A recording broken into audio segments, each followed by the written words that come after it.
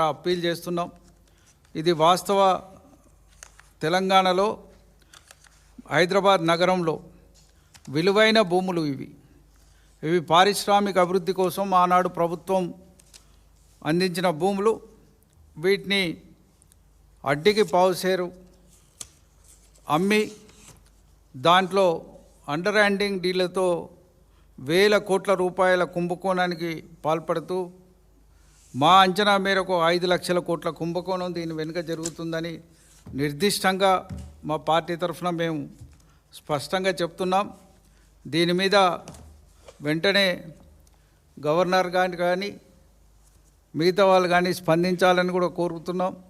ప్రభుత్వానికి చిత్తశుద్ధి ఉంటే వాళ్ళే సామాజికవేత్తలతోటి పర్యావరణవేత్తలతోటి నిజ నిర్ధారణ కమిటీ ప్రభుత్వాలే నియమించి వాస్తవాలను బయటపెట్టాల్సిందిగా కూడా ఈ సందర్భంగా డిమాండ్ చేస్తున్నాం. దీన్ని వెంటనే టీఎస్ ఐపాస్ లాంటి అద్భుతమైన పాలసీలు తెచ్చిన రాష్ట్రంలో భూములు అమ్ముకోవడానికి పాలసీ తేవడం అనేది ఒక సిగ్గుచేటైన విషయం. దీన్ని వెంటనే విరమించుకోవాల్సిందిగా కూడా ప్రభుత్వాన్ని కోరుతున్నాం.